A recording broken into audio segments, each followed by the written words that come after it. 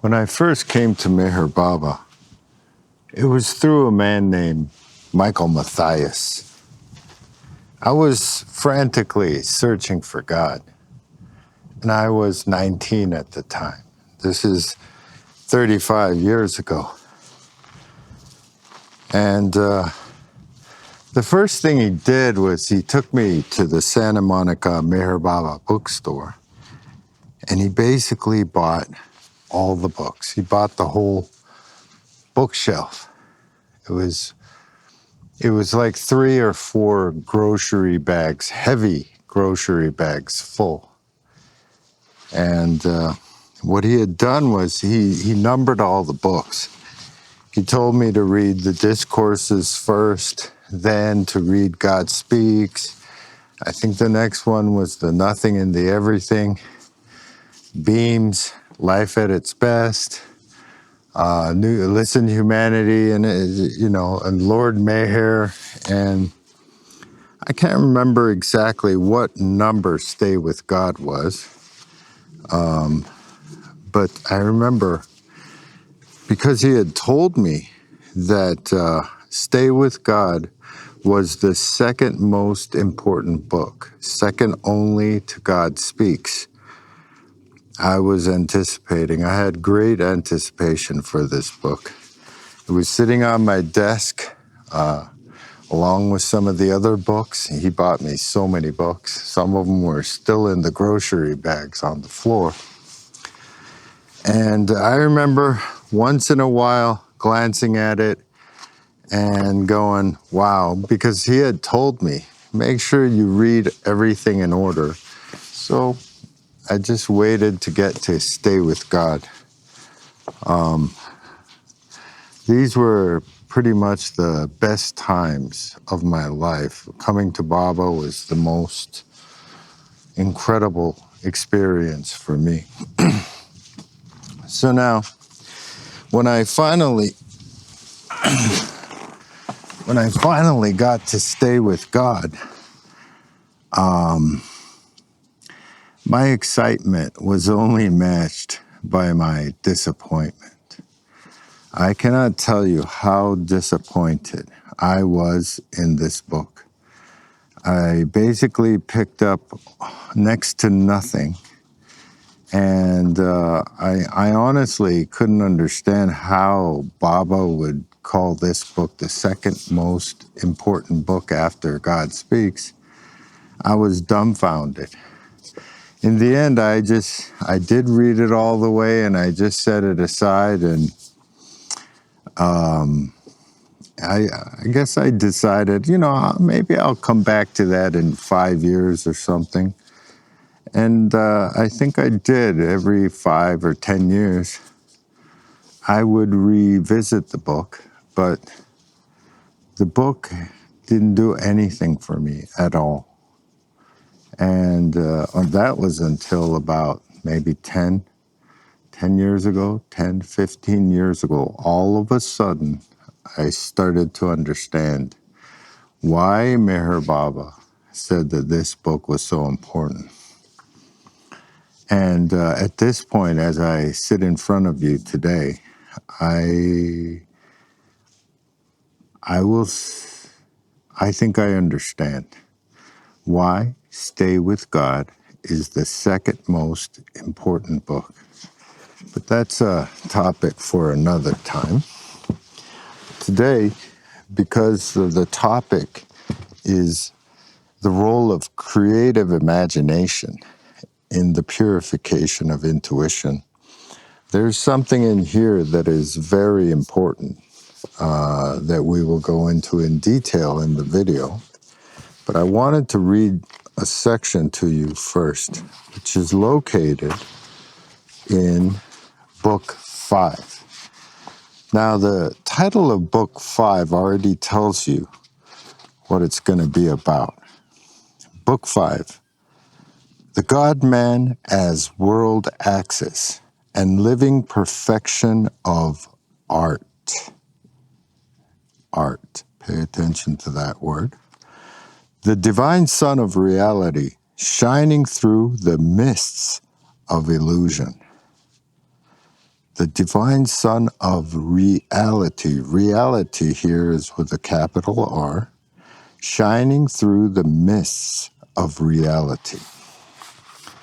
So in Book 5, when you go to Part 3, number 17, which is on page 129, this is the part we want to focus on.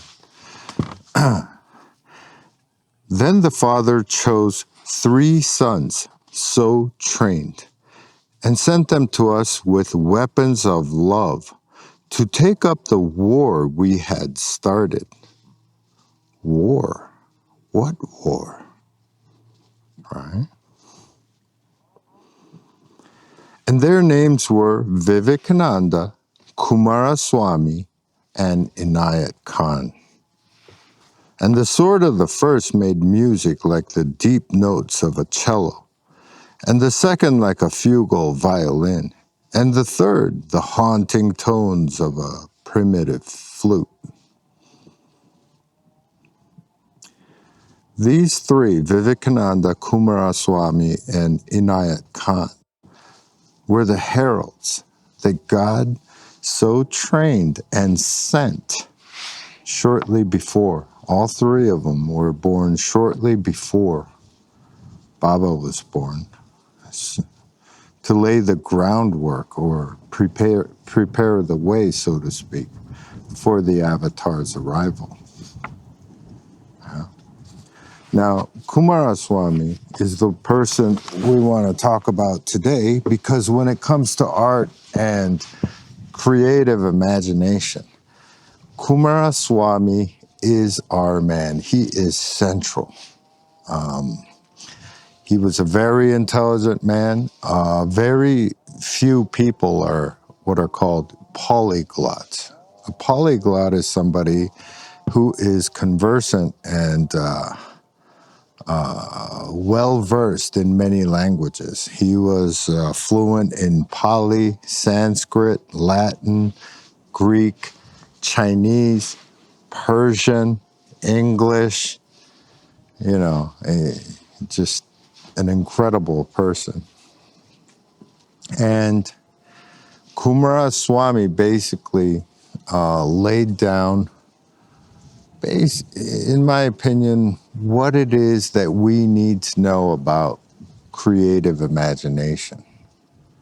So I hope you enjoy this presentation about the role of creative imagination in the purification of intuition. Jai Meher Baba. Yep.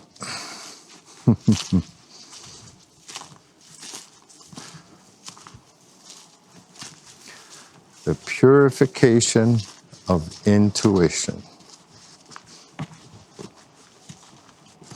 The Kumaraswamy way. Yes.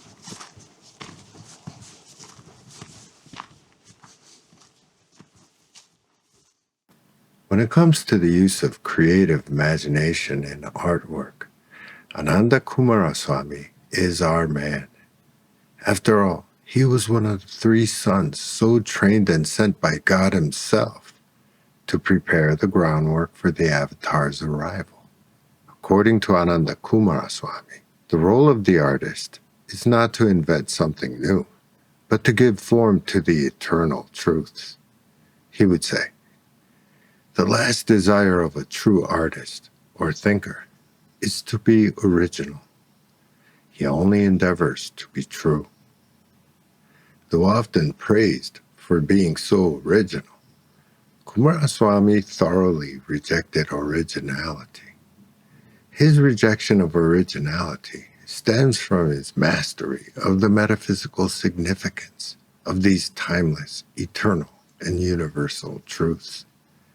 True art, he asserted, is not the product of an individual's private thoughts and emotions, but rather a reflection of these perennial truths.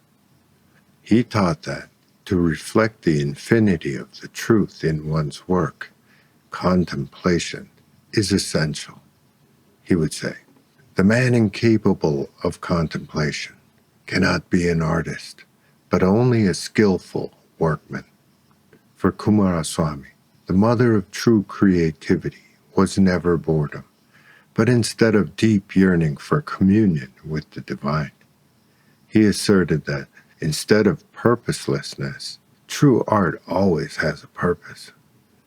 For Kumaraswamy, the purpose of artwork was to emphasize the metaphysical significance of these eternal, unchanging, and immutable truths. Likewise, the use of creative imagination for the purification of intuition is not about creatively imagining something new or original, nor is it about expressing one's individuality. The art of contemplative imagination is about bringing out to the surface of consciousness these timeless, eternal, and universal truths that are latent in us all. The role of creative imagination in the purification of intuition is thus about imagining as precisely as possible, through contemplation, the metaphysical essence and cosmology contained in the revealed truths given to us by our Master and his gang of fellow cohorts, known as the Masters of Wisdom. Imagination. It is through our intuitive makeup, or perceptual framework, that all our perceptions are perceived, and all our conceptions conceived. Indeed, we can only perceive the world through our worldview, or perceptual framework, and all that we can ever conceive is through our worldview as well. Reimagining the world as we know it can be said to be the goal of general meditation. The task of reimagining everything, including God and all of existence, through the use of our creative imagination, guided, of course, by the revealed truths, through the act of contemplation, or revealed truth assimilation, is the task of general meditation. In this way, through general meditation, we can ultimately upgrade the intuitive makeup of our active consciousness, which is the very source of our intuition, located in our hearts. For the purification of intuition, thus, imagination is key. Meher Baba's disciple Bhau Kalchuri once told us in person, and I paraphrase, Imagination is what got us here, stuck here in illusion. And it is only imagination that can get us out. We must imagine our way out, he would exclaim.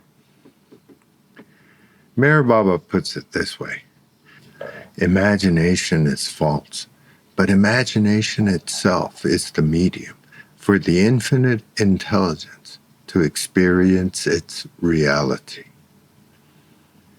Imagination is false, but like a poison that cures a disease, imagination is the means through which we can imagine our way out of imagination. Creative imagination, guided by the revealed truths, coupled with a deep and living faith in the Master's words, is precisely how the aspirant begins to upgrade his worldview to the next higher fractal of understanding. In order to grasp a revealed truth, or a set of interconnected revealed truths, we must be able to imagine it first. We cannot grasp that which we cannot even imagine. What cannot be imagined, even a glimpse of, cannot be grasped. Luckily, however, our imaginations are actually up for the task. According to Meher Baba, in man, because of the creation of unnatural sanskaras, imagination expands to an infinite extent. It is this expanded imagination that enables us to intuitively imagine at least a glimpse of the higher truths. The structures of speculation of our creative imagination are ultimately what enables us to imagine our way out of illusion. He says, imagine Imagine the ocean as God's infinite mind, an ocean of mind, an infinite, shoreless ocean of mind, and the drops in that ocean as the ordinary minds of men. With this analogy, we can use our creative imaginations to imagine an infinite, shoreless ocean as the mind of God, with all our souls as drops in that ocean, wherein, as he tells us, every drop contains the ocean and is the ocean. As we dwell upon this most bewildering of paradoxes, we are engaging in the mystery of what Meher Baba calls general meditation, or what our Christian saints called contemplation. When it comes to the use of creative imagination for the assimilation of the Master's words, a good role model can be very helpful. In the discourses, Meher Baba provides us with such a role model. At the very pinnacle of seeing the world through the Master's words stands a unique figure in history. His name was Kalyan. One of the greatest things to possess is faith, which ultimately leads to conviction, and from conviction, one day arises realization, or knowledge. Conviction in the Master is what leads to conviction in the Master's words. And conviction in the Master's words is what leads to conviction in the Master. When it comes to revealed truth assimilation, the degree of conviction for the Master's words that the aspirant brings to the table is vital. At the very apex of the game of revealed truth assimilation stands Kalyan, who is referred to often by Meher Baba as the quintessential disciple par excellence and role model for all truth-seeking aspirants everywhere. Meher Baba says, if you have the complete faith that Kalyan had for his master, in believing it was night although it was day, because his master said so, then you will know me. Upon hearing this, some of you might think that Kalyan was probably just a very gullible guy, perhaps not very educated, who due to his naive credulity was engaging in nothing short of blind faith in his master. But for an intellectual giant and scholar like Kalyan, nothing could be further from the truth. So you may ask, what's going on here? Let me explain. Meher Baba says, the right of testing the master through critical reasoning has always been conceded to the disciples since time immemorial. This is so that the disciples can arrive at what Meher Baba calls complete faith. There is an old saying that goes, there is more faith in an honest doubt. We only become thoroughly convinced of the things that we have doubted, tested, and critically examined.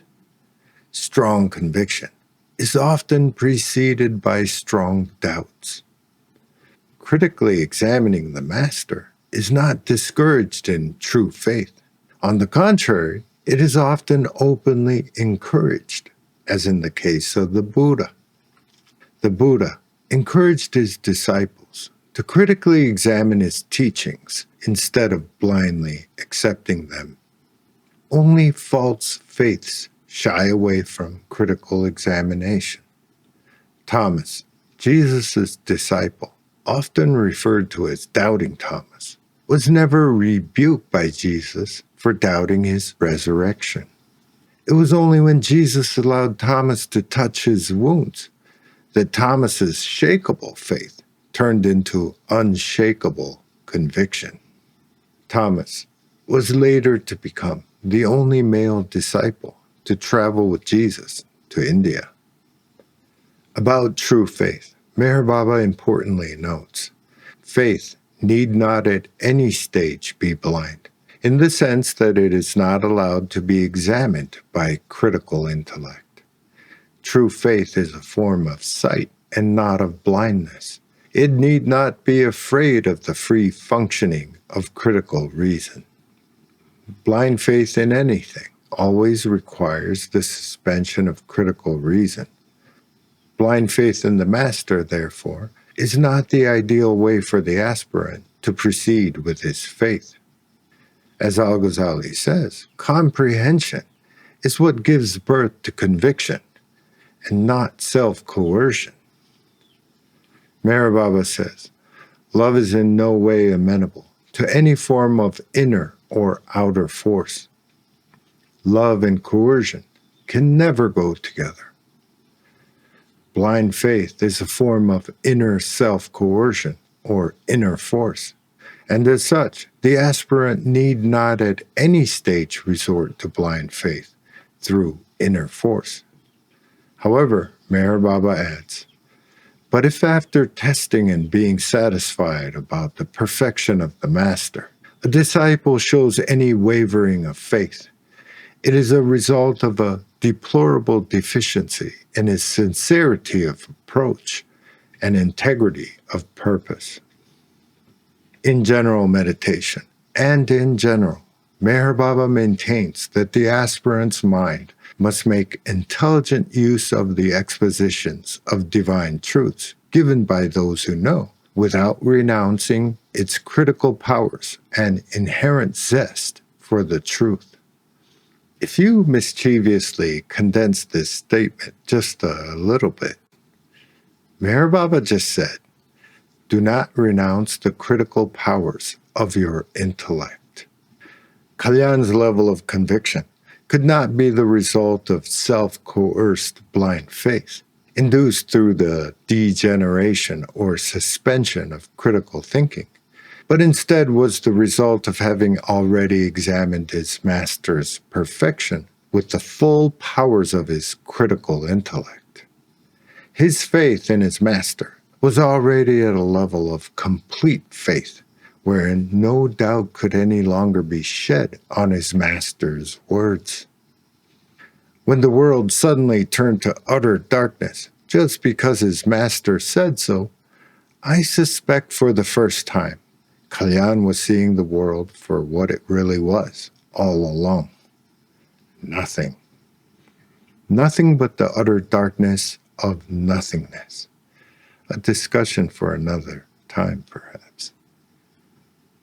The point Meher Baba is making here is that the degree and strength to which the master's words leaves an impression on the aspirant's mind invariably determines the degree and strength of revealed truth assimilation.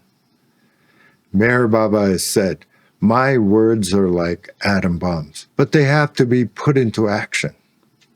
Before they can be put into action, these expositions of divine truths must first be intelligently grasped and wholeheartedly assimilated.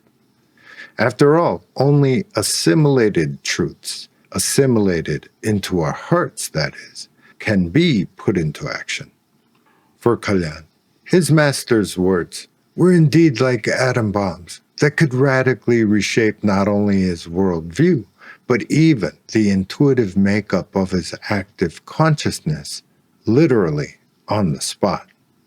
Contrary to naive credulity or blind faith, such perceptual malleability to the master's words is an indication of Kalyan's complete faith and creative imagination. According to Meher Baba, such vulnerability to the expositions of divine truths by the master is what makes Kalyan's discipleship so exemplary.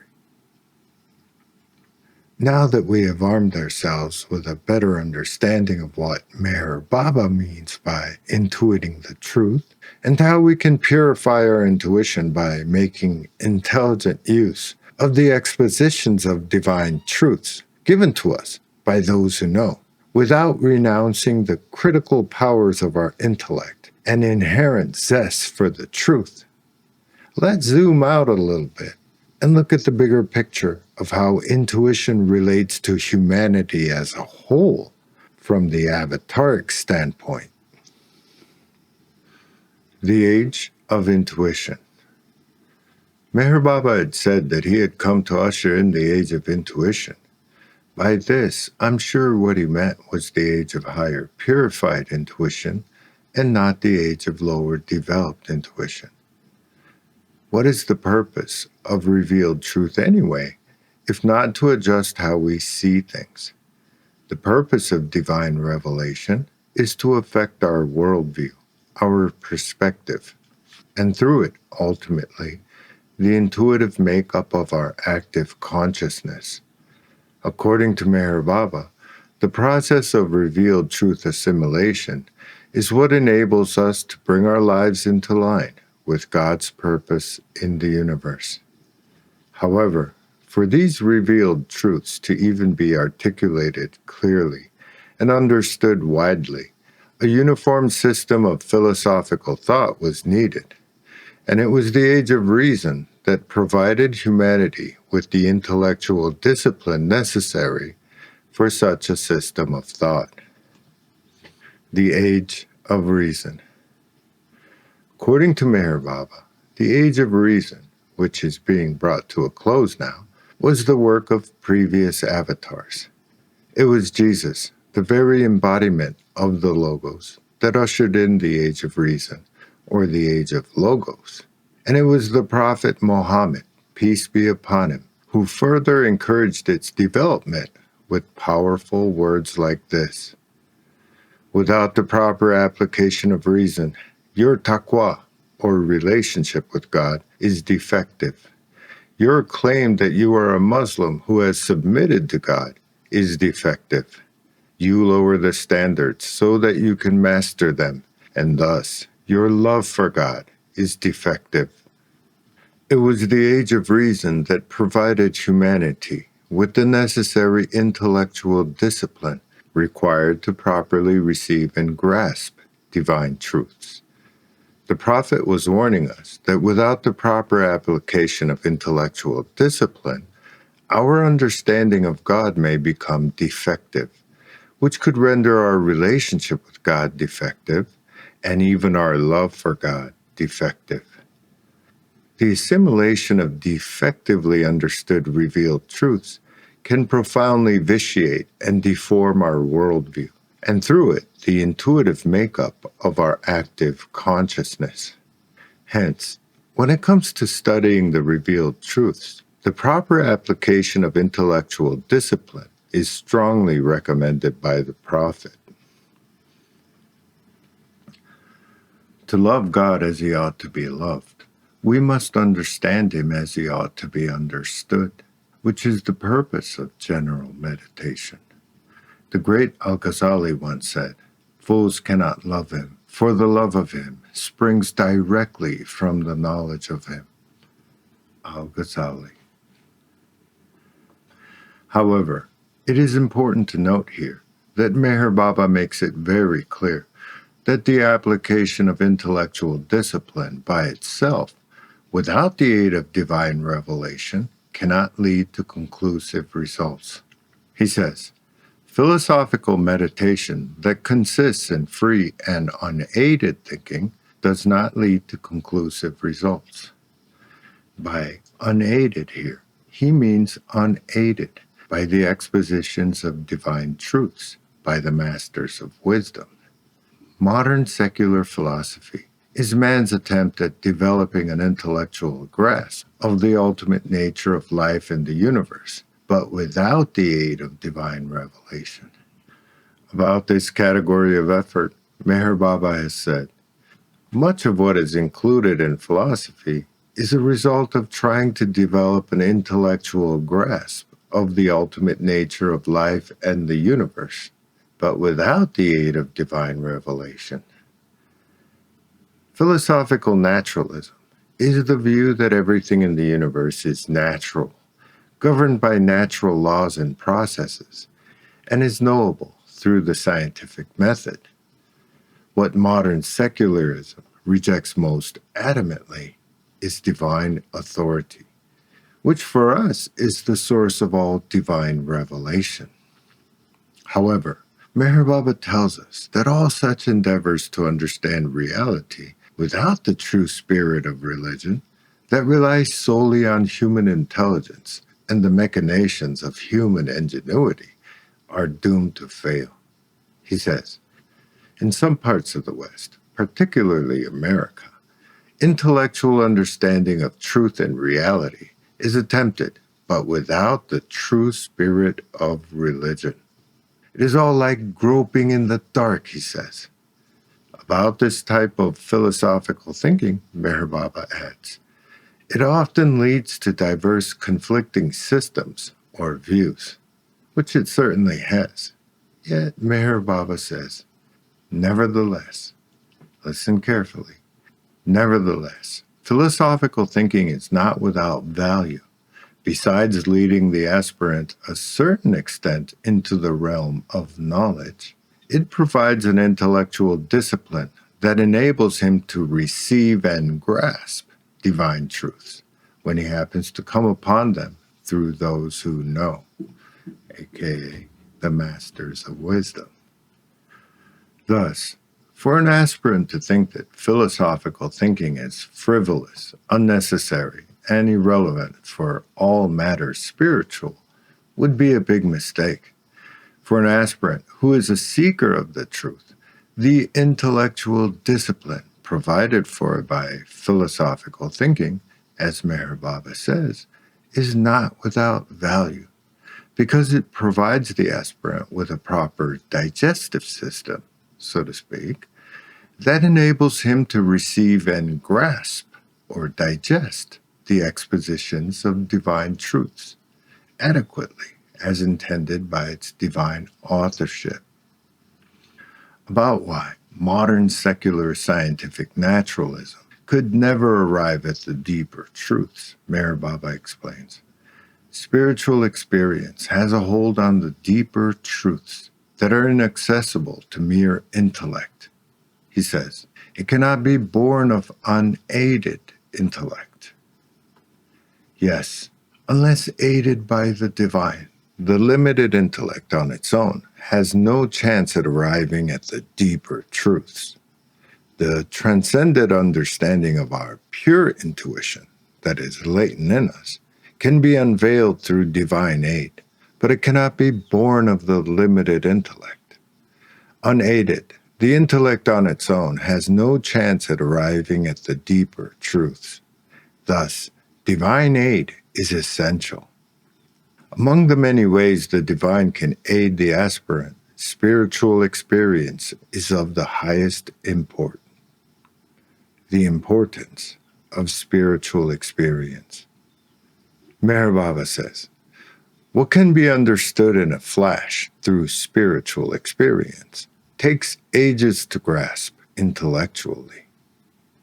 This is because the purely intellectual grasp of divine truths remains feeble, incomplete, and indecisive, owing to the limitations of the experiences that may be available as the foundation of the structures of speculation. Without the aid of spiritual experience, which is a form of divine revelation or divine aid, our grasp of divine truths can at best be feeble, incomplete, and indecisive. For an aspirant, who is someone who seeks nothing short of direct experiential certainty, a purely intellectual grasp of the truth could never quench his inherent zest for the truth anyway. Thus, for an aspirant, the deeper experiences of the spirit is rightly seen as essential. Yet, all of us have had spiritual experiences to one extent or another. This is true even of atheists. But an atheist, by his own admission, is someone whose structures of speculation do not allow the divine foot in the door, so to speak. Even if such a person were to have a genuine spiritual experience, he's likely to dismiss it as a fluke of nature or a hallucination of some sort. But for the spiritual aspirant, whose intuition has been dynamically energized by the assimilation of revealed truth, a genuine spiritual experience can have a fundamentally transformative effect on his psyche. Meher Baba says, The religion of life is dynamically energized by the assimilation of truth, grasped through lucid and unerring intuition, which never falters and never fails, because it has emerged out of the fusion of head and heart, of intellect and love. Emerging out of the fusion of head and heart, of intellect and love, is our purified intuition, which is dynamically energized by the assimilation of truth. It is when a genuine spiritual experience is aided by the assimilation of revealed truth that the deeper truths can finally become accessible to the aspirant. In this way, Meher Baba says, knowledge of the deeper truths comes to those who use both discrimination and intuition. In the discourses, in a section actually titled Use of Discrimination and Intuition, Meher Baba says, the sadhana of knowledge, or danyan, remains incomplete unless the aspirant exercises constant discrimination and unveils his highest intuitions. For an aspirant, he says, everyday life must be guided by discrimination and inspired by the highest intuitions. In the same section titled Use of Discrimination and Intuition, Meher Baba states, the teachings that have come to humanity through the masters of wisdom and the inborn sense of value that the aspirant brings with him will shed sufficient light upon the next step the aspirant has to take. Reason is not the enemy of true faith. Reason, discernment, discrimination, and critical thinking could indeed be the enemy of false faiths, but they certainly could not be the enemy of true faith. True faith, like true mysticism, when it is, as it should be, a vision of reality, has no problem with the free and fearless functioning of critical reason. Meher Baba says, there is nothing irrational in true mysticism when it is, as it should be, a vision of reality. True mysticism, like true faith, may be super-rational, even transcendent, but it certainly cannot be irrational. It can be paradoxical, or even supramental, but it cannot be contradictory. This is why what the masters say always makes so much sense. Once upon a time, I had falsely assumed that true mysticism was not rational. However, thanks to Meher Baba's expositions of divine truths, I have since corrected my faulty worldview on this issue, or you could say my faulty developed intuition on this issue was purified.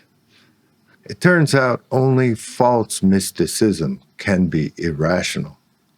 True mysticism, on the other hand, enjoys nothing less than the perfect absence of irrationality. Meher Baba assures us of this, so we can rest assured and have no doubts about it. There is nothing irrational in true mysticism. Nothing. Yet, many people nowadays, including many Meher Baba followers, seem to be firm adherents to the rigid dogmas of fideism. Fideism. What is fideism? Fideism is a standpoint that maintains that faith and reason are antithetical to each other and that they are hostile towards each other. The word fideism comes from the Latin word for faith, or fides, and literally means faithism. A fideismist, or a faithismist, is someone who asserts that there is no place for reason in all matters of faith, or that there is no place for rational thinking in all matters spiritual. But Meher Baba assures us that this is not true at all of true faith. Only false faiths are plagued with a variety of incoherences and contradictions. If you think that faith and critical thinking are antithetical to each other, as I once did, or that faith and critical reason working together is barren, ineffective, and meaningless, especially when it comes to all matters spiritual, then you may be a bitter subscriber to the false ideology of fideism. In sharp contradiction, in the Discourses, in a section actually titled Faith and Critical Reasoning, Meher Baba asserts that true faith is grounded in the deeper experiences of the spirit and the unerring deliverances of purified intuition. It is not to be regarded as the antithesis of critical reason, but as the unfailing guide of critical reason. When critical reason is implemented by a deep and living faith based on pure intuition, its functioning becomes creative, fruitful, and significant, instead of barren, ineffective, and meaningless. On the other hand, many forms of naive credulity cannot be broken through except by the fearless and free working of critical reason. I believe that it is due to the prevalence of naive credulity, or gullibility, that the rejection of discrimination and critical reason has become so prevalent in the world today. Nowadays, more than any other time in history, critical thinking and discrimination have been demonized. In sharp contradiction, Meher Baba tells us that it is only through the fearless and free working of critical reason, coupled with a deep and living faith in the Master's words, that can break the grip of naive credulity to these falsehoods.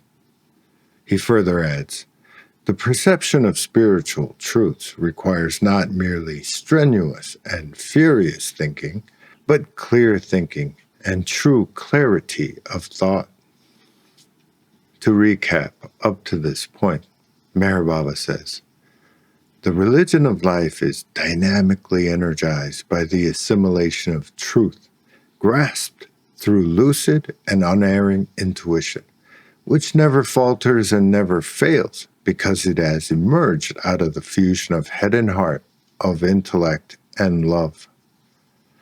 Emerging out of the fusion of head and heart, of intellect and love, is our purified intuition, dynamically energized by the assimilation of truth, and guided by the constant use of both discrimination and our highest intuitions.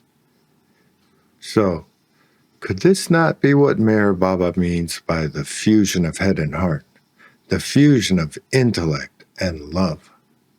And could this not be how the age of intuition will emerge, not out from under the age of reason, nor from its ashes, but firmly on its shoulders? Now that we've seen how critical reason and true faith can work together in a creative, fruitful, and significant way, in what Meher Baba calls the effective manifestation of a rationalized faith, let's examine the role of dogmas and creeds in our worldview. Dogmas and creeds of modernity. Make no mistake, general meditation is a war on falsehoods. Like the war Kumaraswamy, Vivekananda, and Inayat Khan were so trained by God himself and sent to fight with weapons of love. When a falsehood is taken to heart as true, what we have is a false dogma established in our hearts. Unlike casual opinions and theories, dogmas are core assumptions that are held firmly with enthusiasm by both the mind and the heart. The main source of obstacles that hinder general meditation are the many false dogmas entrenched firmly in our hearts. Replacing these false dogmas with the truth by contemplating on the revealed truths can therefore be said to be one of the esoteric purposes of general meditation. Meher Baba says, faith is so indispensable to life that unless it is present in some degree, life itself would not be possible. Everyone, even atheists, live by faith. All faiths, including the faith of atheism, are composed of core assumptions or dogmas that are taken to be true by the individual beyond question. When a group of dogmas come together to constitute a person's worldview, this worldview can be said to be the person's faith. One's worldview is one's faith. A materialist, for example, is someone who has unwavering faith in the dogmas of materialism, which presumes the primacy of matter as the fundamental unit of reality. To him, he is nothing but a physical being, made of nothing but matter, who came into existence by random chance, as a fluke of nature, in an utterly pointless and meaningless universe. However, in sharp contradiction, Meher Baba reveals to us that consciousness is the ground of being, upon which matter is nothing but a byproduct, an illusion, having no reality in and of itself. It is the soul that gave rise to the mental world, which in turn gave rise to the subtle world, which in turn gave rise to the gross physical world, and not the other way around. He says, "It is not so much that you are within the cosmos, as the cosmos is within you." Put differently, it is not so much that you are within the universe, as that the universe is within you. In fact, according to Meher Baba, God alone is real. However, for a firm believer in the faith of materialism, it is his brain that has produced his thinking and awareness. As an aspirant, if you think your brain is doing your thinking, you may have to think again. It is the mind that has imagined a brain doing its thinking, and not the brain that has imagined a mind.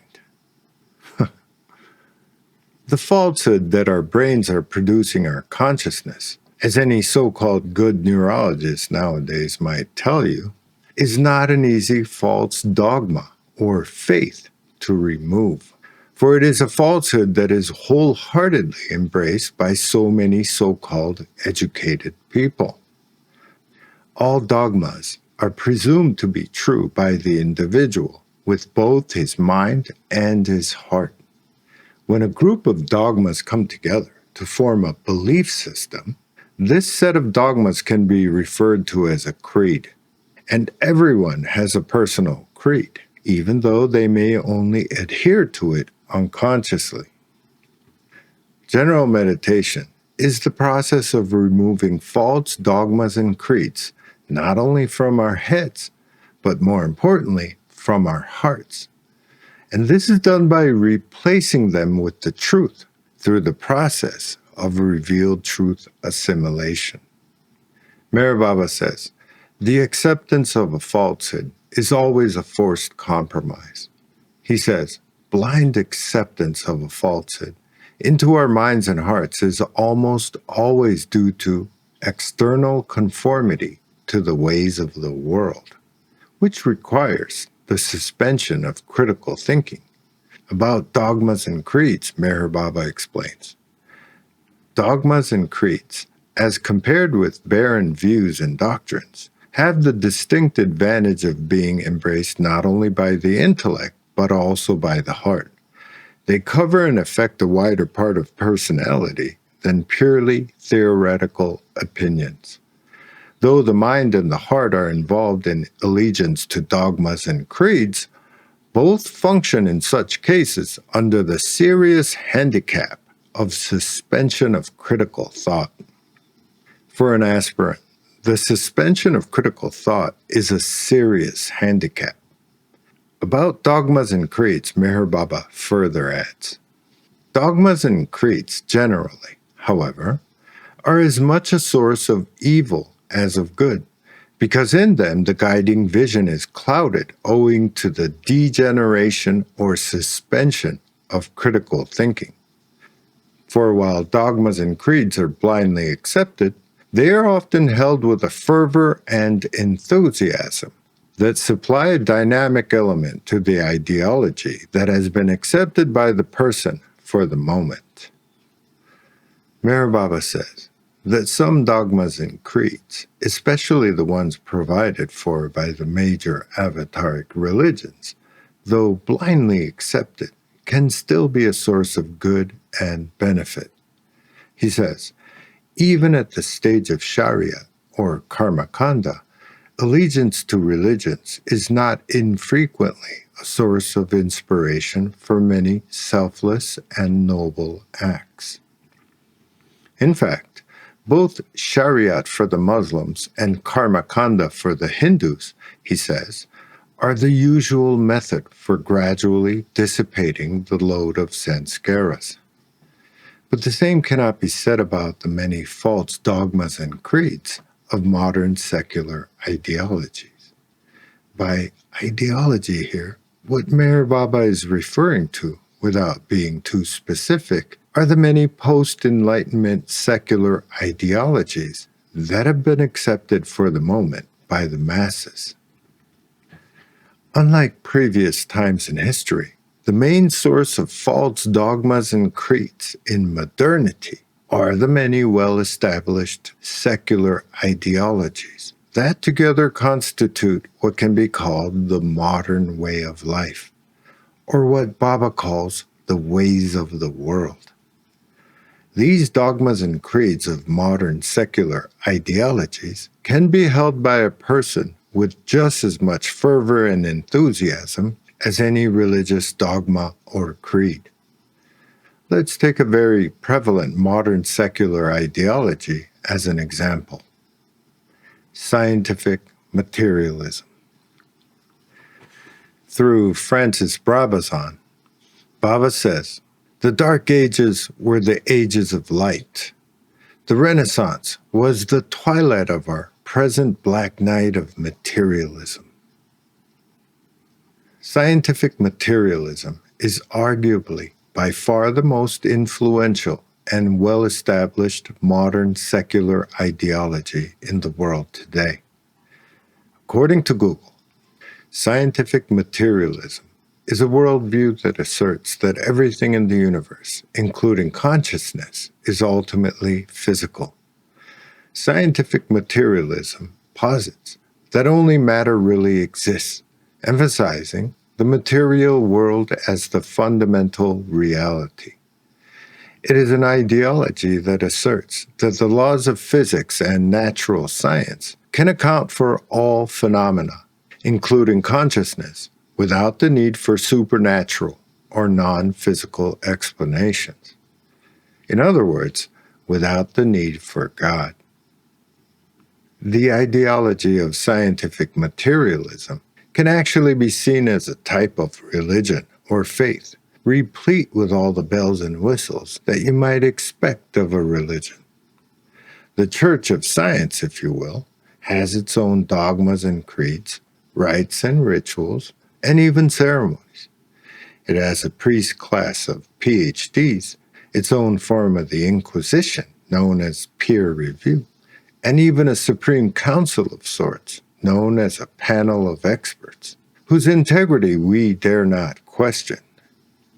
The Church of Science even has its own founding fathers, high priests, and even its own version of heroes and saints, and perhaps even a messianic figure yet to come in the future.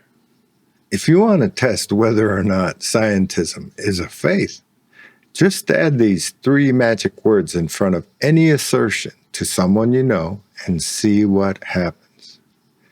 The three magic words are, according to science. Spoken by the right person in the right way, say on a network news program, for example, these three magic words can deliver nothing short of spellbinding results. Meher Baba says, when a person gives up uncritically accepted dogmas and creeds in favor of views and doctrines to which he has devoted thought, there is a certain amount of advance, insofar as his mind has now begun to think and critically examine its beliefs. According to Meher Baba, there is a rightful place and role for science, But answering the big questions of life is not one of them. The answers to the ultimate questions of life, as we all know, are to be sought from within and not from without. In conclusion, the purification of intuition requires the following three basic components. Number one, unwavering faith and conviction in the Master's words or revealed truths, which can become like atom bombs for the manifestation of the aspirant's rationalized faith, as in the case of Kalyan. Number two, the intellectual discipline required to properly grasp and digest the expositions of divine truths that are to be taken as a whole comprehensively through the use of both the full powers of our critical intellect as well as our highest intuitions. 3. And finally, but not least, our creative imaginations. Once the revealed truths, taken together as an integral whole, are sufficiently imagined and grasped by our heads, then it is our heads that can help assimilate these divine truths into our hearts through the process of contemplation. Only when the revealed truths are finally assimilated into our hearts do they show up as a natural part of our intuitive makeup, or more precisely, the intuitive makeup of our active consciousness. This fusion of head and heart, of intellect and love, through revealed truth assimilation, is precisely how our intuition is purified.